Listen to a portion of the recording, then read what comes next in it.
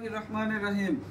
সকলের অবগতির জন্য জানানো যাচ্ছে যে সচেতন ছাত্র সমাজের কেন্দ্রীয় প্রতিনিধিদের সাথে জুলাই অভ্যুত্থানের অগ্রনায়ক, বর্তমান জাতীয় নাগরিক কমিটির মুখ্য সংগঠক জনাব সার্জিস আলম এবং বৈষম্য বিরোধী আন্দোলনের আহ্বায়ক হাসনাত আবদুল্লাহ সহ অন্যান্য সমন্বয়কদের উপস্থিতিতে দেশের সার্বিক আইন শৃঙ্খলা পরিস্থিতির স্থিতিশীলতা এবং ধর্মীয় সম্প্রীতি বজায় রক্ষার স্বার্থে নিম্নোক্ত সিদ্ধান্ত সমূহ গৃহীত হয়। ১.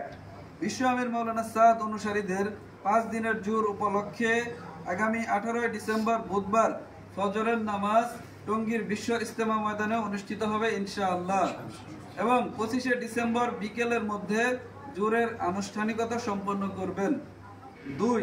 মাওলানা সাদ সাহেবের ভিসা জটিলতা দূরীকরণে আগামী ১৮ ডিসেম্বর সচেতন ছাত্র সমাজের প্রতিনিধি সহ সংশ্লিষ্ট ব্যক্তিবর্গের সাথে বসবেন এবং তাদের সর্বোচ্চ আশ্বাস অনুযায়ী ১ থেকে ২ দিনের মধ্যে তাবলীগের বিশ্ব আমির মাওলানা সাদ সাহেবের ভিসা জটিলতা দূর করে ৫ দিনের জুড়ে ওনার উপস্থিতি নিশ্চিতকরণে সর্বোচ্চ সহযোগিতা করবেন।